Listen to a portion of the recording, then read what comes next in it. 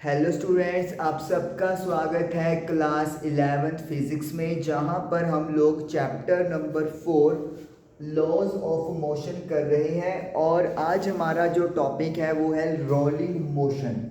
यानी कि जब हम लोग किसी सरफेस पे किसी ऑब्जेक्ट को गोल गोल मूव करवा रहे हैं विदाउट स्लिपिंग, मतलब कि वो फिसल नहीं रहा है, स्लाइड नहीं कर रहा है, वो गोल गोल घूम रहा है। जस्ट आपका एक व्हील है, वो रोड के ऊपर घूमता है, तो उस मोशन को वी कॉल रोलिंग मोशन। तो यहाँ पर क्या चीज़ है, लेट अस सी।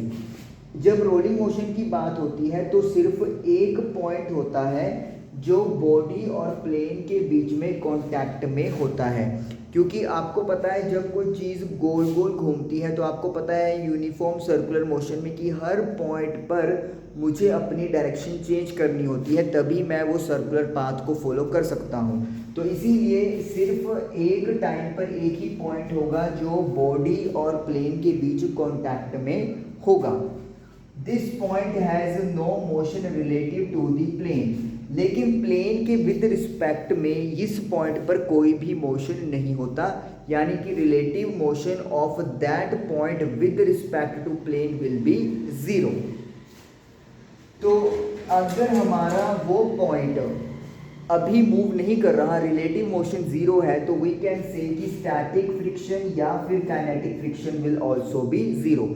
क्योंकि स्टैटिक फ्रिक्शन या काइनेटिक फ्रिक्शन कब आता है, जब कोई बॉडी किसी दूसरी बॉडी के ऊपर या तो मूव करना शुरू कर रही है या फिर मूव करवाने के लिए हम लोग एक्सटर्नल फोर्स लगा रहे हैं।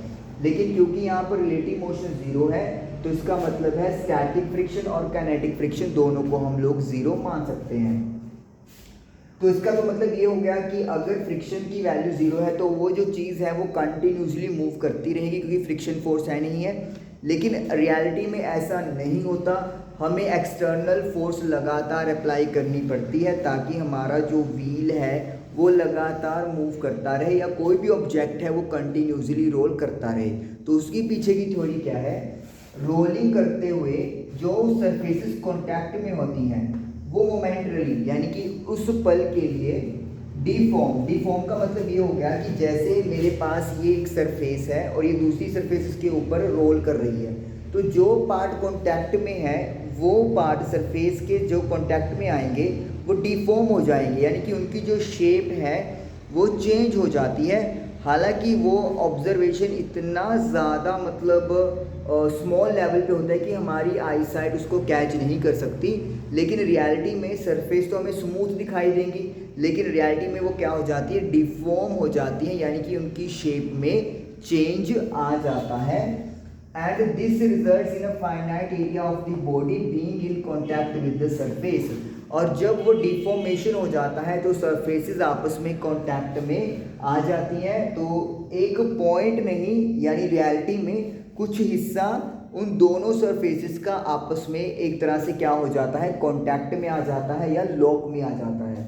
तो नेट इफेक्ट इसका क्या होता है कि जो कांटेक्ट फोर्स लग रही है और उसका जो कंपोनेंट सरफेस के पैरेलल होगा तो वो मोशन को क्या करता है, अपोज करता है। तो यानी कि डिफॉर्मेशन होने से जो सरफेसेस का एरिया कांटेक्ट में आ गया, उसका जो कंपोनेंट सरफेस के पैरेलल होगा वो मोशन को अपोज करता है, और उसी को हम लोग यहाँ पर रोलिंग फ्रिक्शन बोलेंगे।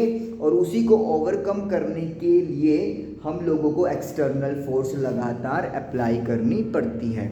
इसके बाद ये टॉपिक यहीं पे ख़त्म करते हुए उसके बाद आ जाता है कि फ्रिक्शन के कुछ एडवांटेजेस भी हैं और कुछ डिसएडवांटेजेस भी है, जो अपनी बुक से आप लोग थ्योरी के लिए पढ़ सकते हो। अब हम लोग अपना नेक्स्ट टॉपिक यहाँ पर करेंगे। नेक्स्ट टॉपिक है हमारे पास सर्कुलर मोशन। हमें पता है अगर किसी ऑब्जेक्ट को एक सर्कुलर मोशन में रहना है, गोल गोल एक सर्कल के पाथ में रहना है, तो उस पर एक फोर्स लगती है, दैट इज सेंट्रीपिटल फोर्स, जिसका फॉर्मूला है F is equal to mv²/r, जहाँ पर v²/r सेंट्रीपिटल एक्सेलरेशन है। अब ये जो सेंट्रीपिटल फोर्स है वो अलग अलग चीज़ों में अलग अलग तरीके से प्रोवाइड होती है। जैसे कि अगर हम लोग बात करें कि हमारा जो सन है उसके अराउंड प्लैनेट्स जो है वो रिवॉल्व कर रहे हैं, तो यहाँ पर भी क्या लग रही है, एक सेंट्रीपिटल फोर्स लग रही है, लेकिन वो फोर्स प्रोवाइड कौन करवा रहा है, ग्रेविटेशनल फोर्स ऑफ अट्रैक्शन जो सन इन प्लैनेट्स के ऊपर लगाता है। तो अब अगर उसी चीज़ को मैं यहाँ पे करूँ कि हमारी गाड़ी एक लेवल रोड, यानी एक रोड है जो बिल्कुल लेवल सीधी बनी हुई है, उस पर अगर मूव कर रही है, तो फिर जो उसकी सर्कुलर मोशन है उसके लिए कौन रिस्पॉन्सिबल है। तो आइए चलिए कुछ देखते हैं। ये एक लेवल रोड है जिसके ऊपर हमारी गाड़ी चल रही है और 3 फोर्सेस इस केस में काम कर रही हैं। पहला है वेट mg जो वर्टिकली डाउनवर्ड है, एंड नॉर्मल रिएक्शन जो आपका न्यूटन्स का थर्ड लॉ है।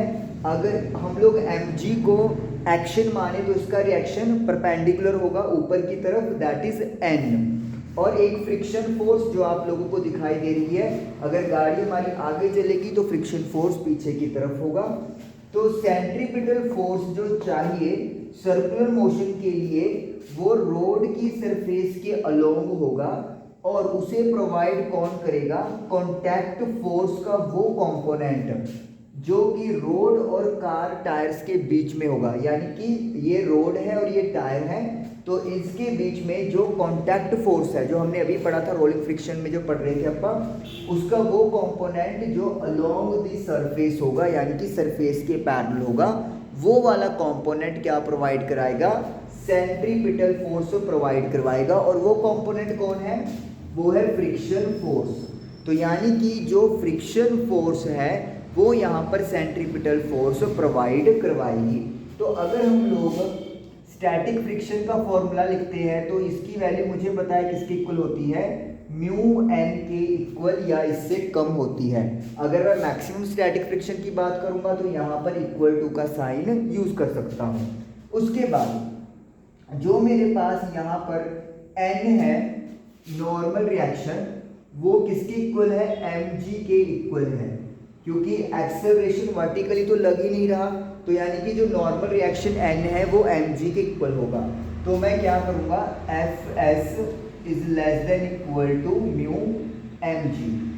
fs जो फ्रिक्शन फोर्स है या जो स्टैटिक फ्रिक्शन है वो यहाँ पर सेंट्रीपिटल फोर्स प्रोवाइड कर रहा है, और सेंट्रीपिटल फोर्स का फॉर्मूला क्या है, mv² upon r, mu mg। m से m कैंसिल आउट हो जाएगा, so we are getting v² less than equal to mu g r. जो r है इधर वो मल्टीप्लाई में चला जाएगा, तो आपकी v आ जाएगी less than equal to mu g r root. और अगर मैं इसको मैक्सिमम कर दूं तो v भी मैक्सिमम हो जाएगी और म्यू s लिख दिया जाएगा जी आर की स्टैटिक फ्रिक्शन के कोफिशिएंट की मैक्सिमम वैल्यू। तो ये हमारे पास मतलब इसका जो है वो सॉल्यूशन आ गया। यस, क्लियर हो गया। वो आप म्यू एस यहाँ पे भी लिख सकते हो, m कटिंग होगा, स्टैटिक फ्रिक्शन का कोफिशिएंट अगर मैं मैक्सिमम की बात करूंगा तो इक्वल टू का साइन, और लेस देन इक्वल टू की बात करेंगे तो फिर इक्वालिटी का साइन हमारे पास आएगा। तो ये इस तरीके से कि आप कितनी मैक्सिमम वेलोसिटी रखोगे ताकि आप इजीली टर्न ले सको, तो आपको इस लिमिट का ध्यान रखना पड़ेगा। आपकी वेलोसिटी इतनी रहनी चाहिए, इससे ज़्यादा नहीं होनी चाहिए, अदरवाइज़ आप टर्न नहीं ले पाओगे और आपका कोई मिस हैपनिंग हो सकता है। तो ये चीज़ है। तो आई जस्ट होप कि आज आपको ये कहानी क्लियर हुई होगी। Thank you for watching the video.